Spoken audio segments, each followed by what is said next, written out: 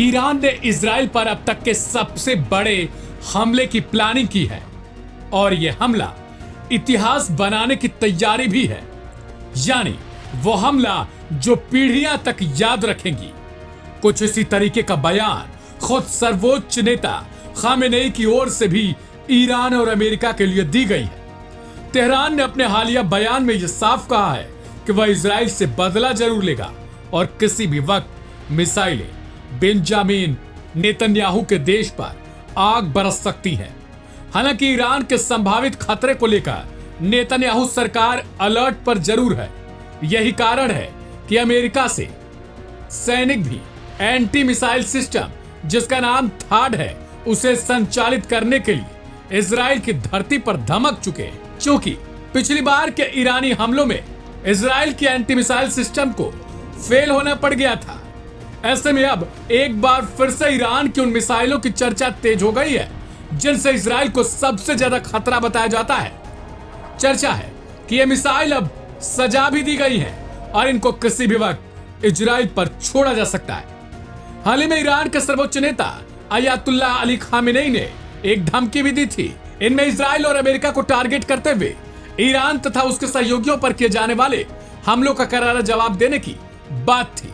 सवाल है कि ईरान के पास कितनी और किस तरीके की मिसाइलें हैं। तो बता दें कि ईरान के पास हजारों बैलिस्टिक और क्रूज मिसाइलों के साथ ही कई तरीके के मिसाइलों का भंडार है। इन मिसाइलों की रेंज अलग अलग है। इन मिसाइलों में सबसे ज्यादा चर्चा है और 9 मिसाइलों की जिनकी रेंज सबसे ज्यादा है। एक रिपोर्ट में इन 9 मिसाइलों की चर्चा है। ये मिसाइलें इजराइल तक पहुंच सकती हैं। इनमें सेजिल मिसाइल शामिल है जो 17,000 किलोमीटर प्रति घंटे यानी कि 10,500 मील प्रति घंटे से अधिक की गति से उड़ान भर सकती है और इसकी रेंज है 2500 किलोमीटर यानी कि 1550 मील।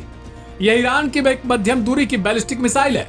इससे इतर अगर बात करें तो खैबर की रेंज 2000 किलोमीटर है, जबकि हाज कासी मिसाइल की रेंज 1400 किलोमीटर की है। अब अगली मिसाइल की बात करें तो ईरान की बैलिस्टिक मिसाइलों में शहाब 1 की रेंज 300 किलोमीटर शामिल है, जो विध्वंसक मिसाइलों में शुमार है। हालांकि इसकी रेंज बेहद कम है। साथ ही जुल्फगार की रेंज 700 किलोमीटर है। शहाब 3 की रेंज 800 से 1000 किलोमीटर की बताई जाती है।